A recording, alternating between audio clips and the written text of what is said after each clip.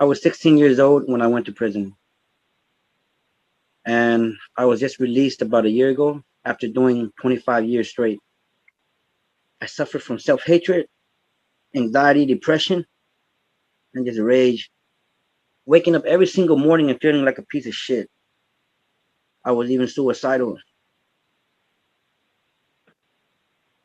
And that's how I came across centering prayer. It allows me to go into a place within myself and sit still with my emotions. And that leads me to make better decisions. I came to find God. God was there all along waiting for me. And eventually, I started to believe in myself. But I know that all these things would have never came full circle had I not found God within. I think the practice of centering prayer has opened up so many new possibilities for me. Um, it has allowed me to look at people with more compassion, allowed me to look at myself with more compassion, um, allowed me to be free. That's the word that comes to my mind the most, of just free in being. I don't have to do this exactly right. I don't have to be this exact way. I can be myself, and God is who he is or she is, and I am who I am, and that's it. And it's not so much about my performance. And growing up, it was always about my performance. So centering prayer has allowed me to see it's not really about that. Um, I used to hate the bells of churches because I just would feel this anxiety, like I have to do this or I'm not good enough. And now, to me, it's comforting. And I think centering prayer has opened up the door for me in that way. There's something about that silence that's healing, and it brings a peace. And because I've noticed the transformative effects in my life, I think, man, back in the day, I probably could have been considered a terror. I mean, make me mad, you're on the wrong side of the tracks with me. But now it's like my thoughts don't rule. And the thing they call the peace that passes understanding. I think what's so transformative about it is the peace becomes so nourishing to you that you won't let your circumstance of your life, because it's not going to change the circumstance. You're still going to be doing this 20 years, but now I can sit here in peace in myself, and somehow that actually transforms. It was magical for me. That's why I'm so enthusiastic about it, because it You and me changed my both. outlook of everything being like, negative and the world is against you, till, you know what? The world is really a pretty nice place. People are pretty, and you just start noticing more good and more goodness and more goodness and more goodness. If you got to do time, this is not a bad way to do time. One of the surprises I found through centering prayer is, there's a whole lot of people that in prison that are not the most desirable of people. But I found when I was centering that I found a whole lot more like-minded people, a whole lot more people that were on my wavelength as I began to practice, and it began to take off at Folsom, that it made life a whole lot better inside the walls. And boy, I wouldn't do without it outside the walls. This world gets pretty tough. I need to let go of it. I need to find that 20 minutes, especially that 20 minutes in the afternoon. That's my highlight of my day. I need that time. Through the practice of centering prayer, I've become aware of a loving presence in my life, and it seems to just surround me. It always seems to be there on some level.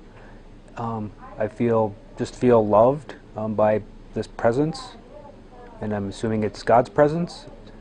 I feel a lot calmer and centered as I go about my activities. I have greatly reduced amounts of stress and anxiety. I've been internally prompted to quit smoking and quit using drugs.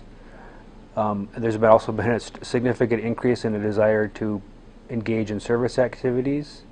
I volunteer a lot more than I used to in the past before I started doing centering prayer. There's just a greater amount of love and compassion and concern for people and creation I've noticed within myself.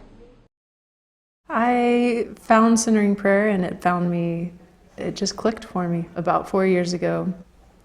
Centering prayer opens a different dimension to my relationship with God and to the divine and to others and to myself.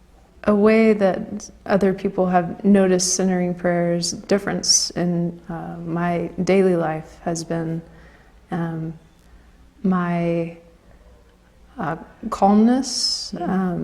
I struggled with anxiety for a while, and it has decreased that, not because I'm trying to, but just as I see that I don't have to protect myself from others or from God or from myself. If I could tell young people about centering prayer and give just one piece of advice, it would be try it. Centering prayers made a space for me to have trust that all will be well in terms of parenting. There's obvious difficulties in raising children, and there's a sense of not feeling prepared to do so. And the centering prayer has given me the grace of knowing it will be all will be well, that I just need to show up, I need to be engaged, and I need to be real and present and let God direct the program.